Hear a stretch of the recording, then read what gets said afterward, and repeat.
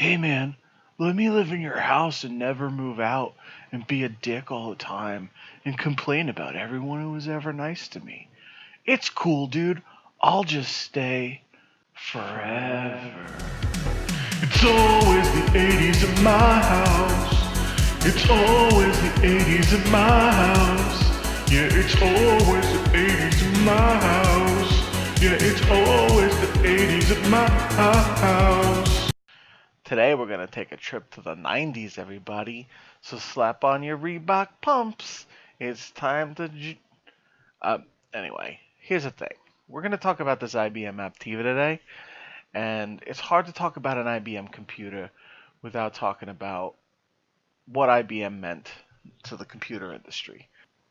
You see, IBM was a super important company in the early days of computers, with some early hits and successes with its mainframe computers and its terminals, and then the IBM PC in the 80s, the PS2. But by the 90s, man, their best days were behind them. There was absolutely no reason to buy an IBM Aptiva. They weren't particularly affordable. They weren't necessarily more reliable than any other computer. They were just a regular computer. IBM was living off of its past successes, bringing nothing new to the table.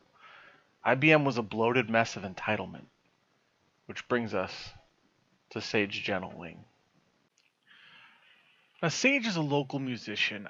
He used to live here in the Phoenix area, but that's not really that important. What's important is that sometimes when you try to do something nice for somebody, it blows up in your face. And Sage is the perfect example of that. Here's a guy who needed a place to live, and I had this small closet in the back of my house, right? And I was like, hey man, you can crash with me for a little bit till you get your feet on the ground. But he would never, ever move out. And that dude, here, let me just have him explain it for you. Sometimes I live on the street, sometimes I'm helped out and live on people's land, it's all different wherever I go. And this allows me to be visited by the muse, and it shows up in the music. Fuck that guy.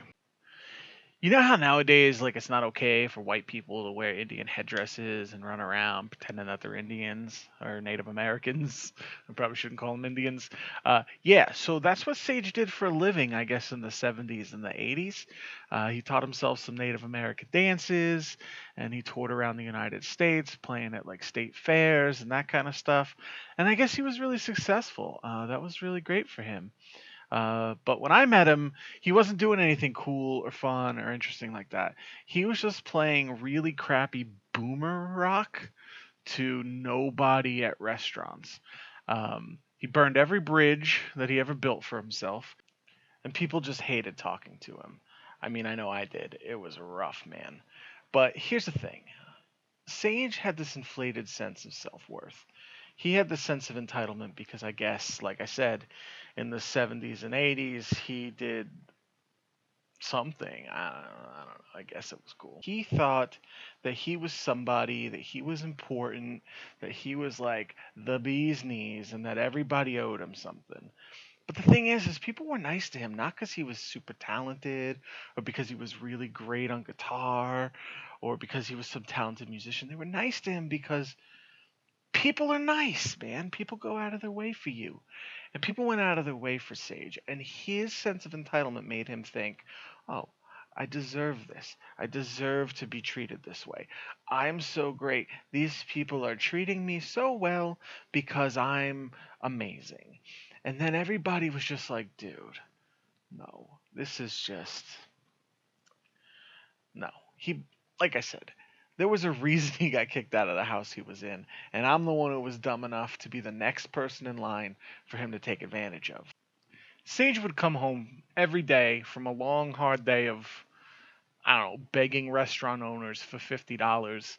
And he would come home and he would plop himself on the couch, no matter what we were doing, and he would just sigh, just, and he was waiting. He was just waiting for you to just go, what's wrong, man? And then he would wrap you into this 2-hour conversation about how everybody sucks, and in his day, the music industry was like this. But The dude didn't want a MySpace page. He didn't want a Facebook page. He didn't want to promote anything. He just thought, I'm Sage Gentlewing. Everybody should show up to my shows. And no matter how much advice you gave him, or ideas you gave him, or help you gave him, he didn't want it. He just wanted to complain. And that's all he did. So after a couple months, it's just like, dude, I don't even want to talk to you. But he just sighed and whined and complained. I even bought him a computer just to help him out with, promoting gigs and emailing people. And oh man, that was like the dumbest thing I ever did. All he ever did was complain about that computer. Oh, it's not good enough. It's not fast enough. Which surprisingly, it was also I think it was an IBM as well. It was a Pentium 4, which, to his credit, he's right. The Pentium 4s are the worst computers that have ever been made. But this computer reminds me of Sage Gentlewing. There's no reason to buy this computer. It's all off the shelf parts. It's an Intel Pentium processor, just basic RAM. If you look on the back here, the ports are pretty scarce. It's not anything in particular that's good. That sound card's just like a OEM combination modem sound card. There's no high quality gear here. It's just the least amount of effort for the most amount of price. All you were doing was buying the IBM name, which by this point in the personal computer market didn't mean anything anymore. And maybe there was a time when Sage Gentlewing was amazing and he was important and he was on to something.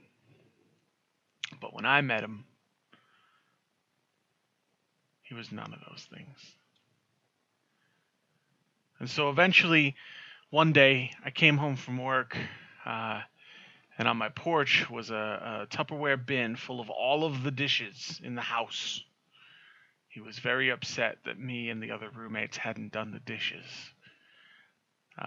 And rather than talk to us, have a conversation, he just put all of our dishes on the front porch. And so I sat him down. I said, Sage, listen, next time you get this mad, I understand you're mad. I get it. But next time you get this mad, just take that energy, take all that anger, and pack. And after I kicked him out of the house, I never saw him again. Within a year, he no longer lived in the Phoenix Valley. He found somebody else to mooch off of, and God bless their soul. So if you're out there anywhere, Sage Gentlewing, if you ever see this, I hope you got better, man. I hope you got better.